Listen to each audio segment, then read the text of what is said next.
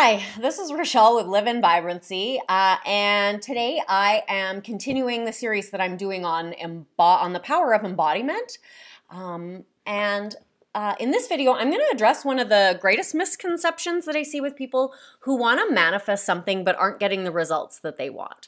And this misconception is a belief that an assumption is just about what you think. And this can lead people on an endless train of either flipping thoughts that just come back again while they continue to yield the same or limited results, or it could be an endless string of affirmations that at best don't work, or at worst begin to cause anxiety and in some people contribute to depression. Because even an effective affirmation is about more than just what you tell yourself. And if affirmations and flipping your thoughts have been working for you, then excellent. You are unconsciously competent, and that is worth celebrating.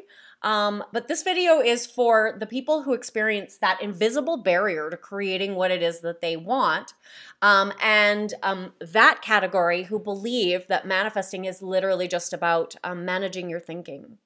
And I understand it's really easy to believe that creating is just about managing thinking. The very first and all-encompassing universal law is all is mind. And so believing all is mind means that all is about thought or that all is about the conscious mind. It's an easy misunderstanding to make. The conventional belief has been that thoughts affect emotions in a one-way direction and that thoughts create emotions. And so for many, this related to their conscious mind, to their thoughts. And yes, thoughts are powerful. Thoughts become things. I'm not denying that. But static thoughts also risk remaining fantasy. Or a nursery rhyme, like I talked about in a different video. I'm never going to be a little teapot, no matter how often I chant it. And though, yes, a quick-witted client of mine pointed out, I could project my awareness into a teapot, because that's actually an exercise with working with energy and awareness. I'm still not going to become the teapot, and I'm not going to believe I'm a teapot. So this is sort of where I'm just trying to demonstrate that gap between thinking and creating. And so despite traditional beliefs about the mind and body connection, that all emotions are created by thoughts, we now actually know that while yes, emotions can be created by thoughts, many thoughts are actually caused by feelings. And this is the research of Antonio Damasio, which not only demonstrated that although we believe we are rational and logical, humans are actually driven by feeling and sensation. Many of those feelings and sensations are actually labeled as emotions. And so your thoughts are in effect the story that your brain tells to explain why you feel a certain way or why you felt a certain way about something. And I've actually referenced this in a lot of videos. Sorry, my cats are back after a short hiatus with my daughter, and you'd think that they'd never been here before. So if there's a lot of crashing around, they're busy exploring and trashing the place. Anyway, so these feeling states of emotions that are actually not triggered by thoughts, but essentially thoughts that are triggered by emotions. These feeling states are kept active by thoughts, by the story that you continue to tell yourself about the feelings and your perception of the experience. Feelings actually also color thoughts so that you can't think greater than you feel long term. They affect your perception of a situation. And mind and brain also tend to be used interchangeably, and this adds to the blurring of meaning. I mean, language is essentially a Rorschach blotch at the best of times, and it's even more limited when you're trying to relay abstract concepts in a way that fosters a concrete understanding. And so I find there's a lot of limitation, particularly in this area where one person's meaning is actually not necessarily the meaning that's trying to be conveyed. So the easiest way for me to have reconciled this was to remind myself that manifesting is counterintuitive. So following your instinct is not effective in this area of life. Instinct, unlike intuition, is for survival in the physical world. And even then, it's not always effective, such as when drowning. in that case, your instinct will actually cause you to drown because your instinct is built for land, and that's an entirely different rabbit hole. So coincidentally, and sticking to this rabbit hole, instinct is the memory of the superconscious or the universe, or any one of the multitude of names that's been used to describe this aspect of mind. But I don't want to jump ahead yet. So yes, all is mind, but all is not your brain. Your brain is two anatomical mechanisms that take in different information from different parts of your experience, and they organize it to use it in different ways. The left brain is a record of the past. It's the stress response and how things are. It's the mind of duality and separation, of rule structures about what's possible based on logic and reason, about projection, and that you're in the left brain when you're thinking in the past or in the future. And so your right brain interfaces with the field. It's responsible for feelings of connection, of oneness, of higher emotional states, heart-brain coherence, creativity, telepathy, imagination, and inspiration. And you're in your right brain when you're in the present moment. It's the aspect of the brain that's credited with spontaneous healing and miracles. I can't shouldn't admit that, but I can't find my microphone right now. So anyway, this is the part of your brain that's connected to surrender or letting go, which is not an intellectual experience by any means. It's an experiential experience. Okay, so your brain, it's still not the mind. Because without the mind that animates the brain, your mind is essentially the energy. Your brain is about as powerful as this Halloween decoration that I forgot to pack away with the rest. And no, so it's not the only Halloween decoration kicking around my house. Anyway, so your brain, it's a calorie-consuming, wrinkly lump of flesh that when powered by the energy of the mind is incredibly powerful and runs your physical body and also interfaces with the field, operating as a quantum computer, projecting your experience in a way that I honestly can't even wrap my left brain fully around. And it is to the point that quantum physicists, they have implied that reality doesn't even really exist. So yeah. Anyway, so if you want to nosedive into this research the way I like to, you can look into the work of neuroscientist Carol Leaf, neuroanatomist Jill Bolt-Taylor, Harvard psychiatry instructor Jeffrey Reidiger, and there's others, but I struggle to make short videos without adding a full bibliography. So those are just a few. Anyway, all is mind does include your conscious mind. But your conscious mind, which is responsible for about 5% of your awareness, your processing, and your decision making, is very limited. Expanded thinking comes from imagination and intuition. Your conscious mind can visit these, but they are not its natural space. When you're operating unconsciously, as we tend to, because conscious decisions and conscious thinking actually burns a lot of energy, your conscious mind, when you're unconscious, your conscious mind is being operated by the left stress response part of your brain. Because if you're unconscious, physical survival takes precedence over miracles, I promise. And that, for the most part, that left brain thinking, it's limited thinking. It is the thinking of rule structures, invisible boxes.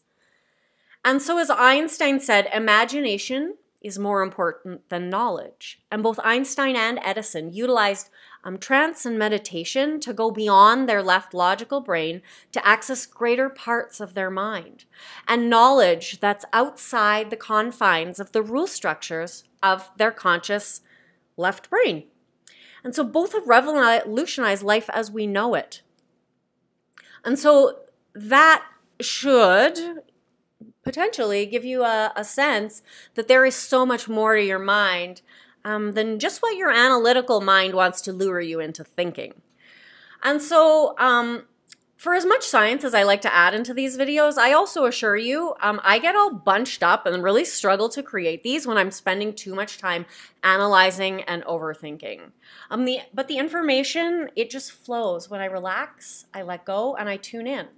And coincidentally, this is also how I manifested high marks all through university, despite literally living in what was like a funnel of chaos with a full-time job and raising 2 young children. I had to learn to do a lot of allowing. It was probably my very first induction to embodiment and the power of utilizing that to create an outcome that I really wanted. And if I can do it, you certainly can. And so, okay, that's off topic. Surprise. Then there's the subconscious mind. And this is a combination of like your shadow self, unconscious meanings and associations and fears, your life's collection of memories, only about 1% of which you actually have consciously available to you. The rest of them end up being more stored in cellular memory in your body. The subconscious also includes your energy field and literally your body, the unconscious mind, which is driven primarily by emotions, habits, patterns, and instinctive survival responses, and coincidentally is responsible for the other 95% of your processing the environment, your decision making, all the things. And so until you really learn to work with this aspect of yourself, it is literally driving the bus, no matter what you tell yourself or how often you repeat it, because language is not the language of the subconscious mind. So anyway, the physical body itself has identifiable levels of mind. There are literally neurons in your gut. So what you eat actually also affects thoughts and emotions. Simply changing or improving your diet can really go a long way to not only increasing your energy, but improving your mindset and your emotional experience. There are also neurons in the heart, and the heart itself is like a whole nother level. So that would be a video all on its own, and I've touched on this lightly in some previous videos I've done. But there was an experiment in which people were randomly shown a variety of images. Some were like cute and loving, like those cat videos that people watch, and others were graphic images of death and pain. And so before participants even clicked the button, because they had control of when they clicked the button and when an image was brought up in front of their eyes, even before they clicked the button that brought up graphic images of death and pain for their eyes to see and register, their hearts responded to the image before even seeing it by decelerating. And decelerating is that sense of your heart dropping into your stomach, right? That's the heartbeat decelerating. Or people at least describe it. Your heart doesn't really drop into your stomach, but people will describe like my heart dropped into my stomach. Anyway, so they discovered from this experiment that the heart, when it's not muted by basically a distortion of the stress in erratic stress response and an erratic beat, it actually receives emotion, sends it to the brain, and the brain then sends it to the other body parts. Your conscious mind processes information too slowly to be aware of any of this. This is all completely unconscious. I've also read other research that shows that the brain sees before the eyes do, but this video is already getting long, so I'm gonna try to dial it back. Okay, so basically that the heart experiment done by the Heart Math Institute showed researchers that the heart actually accesses information that's not bound by space and time. Coincidentally, so does your right brain. Anyway, anyone who's manifested something from their heart space or in heart-brain coherence knows that it's the fastest and most miraculous experience, but it tends to require a level of perceptive and energetic mastery because you have to be in your heart center regardless of what's going on around you. You have to be able to access the deep stillness that exists within you. You cannot be seduced by the lure of what is and feeding your energy to what seems to be true. In essence, you have to, as Neville said, deny your senses in the face of opposing circumstances. And that's not a direct quote. And so also I want to point out this isn't ignoring, because ignoring is essentially you're still having an internal response. It's about finding that deep stillness because it exists within everyone, but it is not connected to your left brain response. And so to do this, you basically have to learn enough self-mastery to step out of the feedback loop. And this in itself can be a challenge if you're not embodied enough to master your body before your instincts kick in. Again, so this is literally what the power of embodiment is. It creates that space that Viktor Frankl talks about before between the stimuli and the response. And if you're conditioned into your left brain, that analytical mind that processes and responds to what is, beyond the unconscious mind is a greater mind still. So some call it the Akashic record.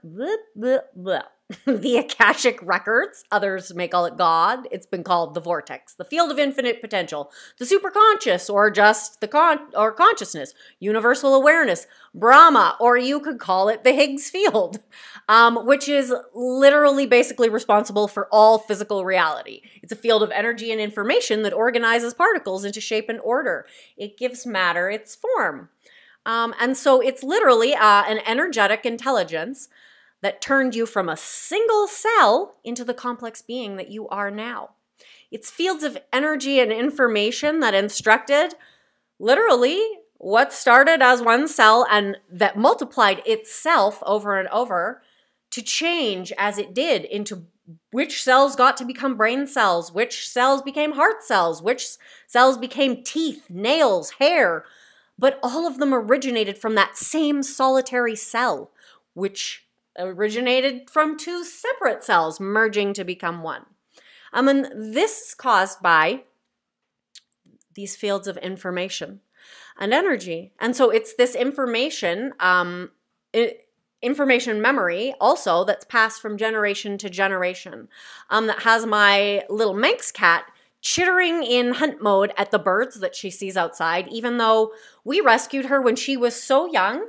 She was never exposed to hunting behaviors. And so this is also the field of information that Einstein and Edison tapped into. This is how information travels between living beings telepathically. And I won't just say human beings, because Rupert Sheldrake's experiments that I actually coincidentally participated in and then played around with, they blew my mind. His research demonstrates a telepathic link between dogs and their owners. Cleve Baxter did research for 35 years demonstrating that plants and other living beings have measurable primary perception, which means not only biocommunication between one another, but also a telepathic awareness, so that plants have an awareness of your emotional intention. And so your emotions are thoughts connected, so you could say your thinking intention, but don't forget the emotions. And so since I'm making that point, I had to bring that in. Anyway.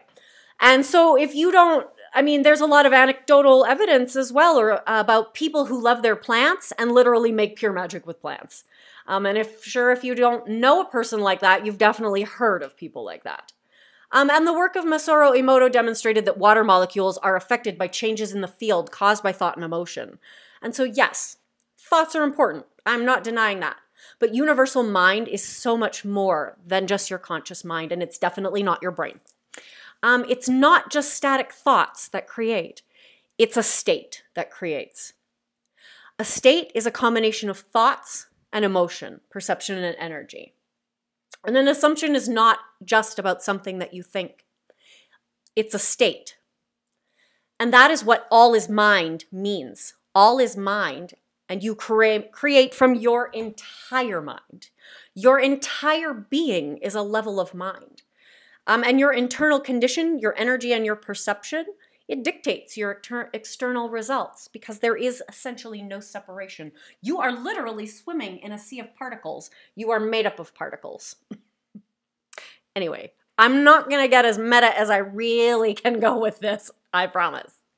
And so anyway, you can't think greater than you feel in the long term because to conserve energy, as I've said before, conscious thinking by the brain is the largest energy consumer in your body. You operate on autopilot, which means that your unconscious thoughts are triggered by the feeling that you're experiencing most consistently in every moment. And this creates your dominant state, and thus your dominant assumption. Every moment of your life, consciously or unconsciously, you are assuming a feeling. This is from chapter 21, Power of Awareness by Neville Goddard. And so in case I haven't made my point, this is why embodiment is powerful. It gets you in your body and not only using it as the guidance system of where you're going, but when you learn to work with the energy within you, you are navigating what you create in your life. Your body is the vehicle through which you interface with reality and you experience life. Embodiment is not what creates, you create, but it puts you in the driver's seat of your consciousness vehicle.